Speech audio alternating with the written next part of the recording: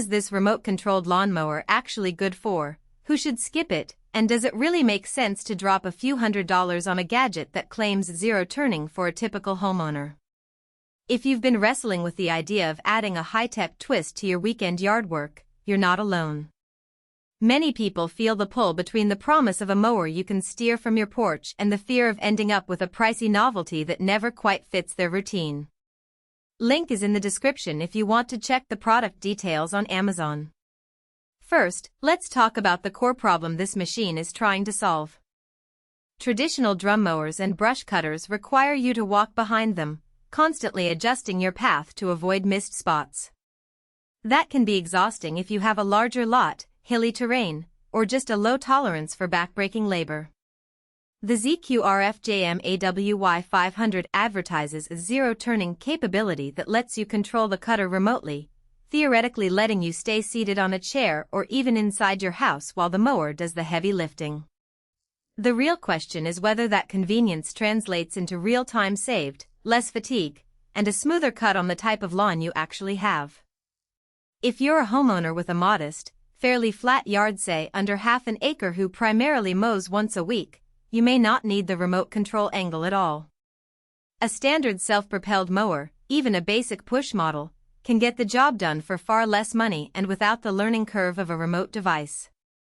On the other hand, if you own a larger property, have a steep slope, or you're dealing with a mix of grass and tougher brush that a typical rotary mower can't handle, the AWY 500's ability to pair with drum mowers and brush cutters becomes more relevant.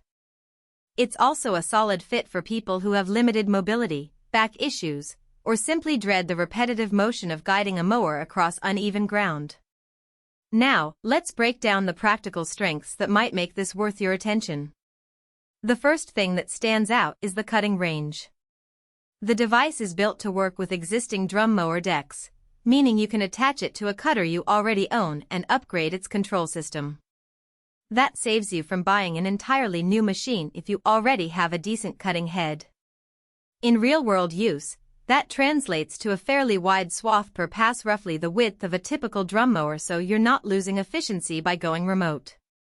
For larger lawns, being able to cover more ground per pass while staying stationary can shave minutes off each mowing session. Travel speed is another area where the AWY 500 shows promise. In tests performed by a handful of early adopters on flat terrain, the mower maintains a steady pace around 2.5 to 3 miles per hour when set to its standard mode.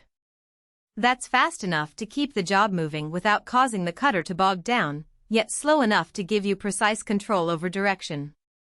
The remote interface is a handheld unit with a simple joystick, so you can nudge the mower left or right without having to climb out of a chair.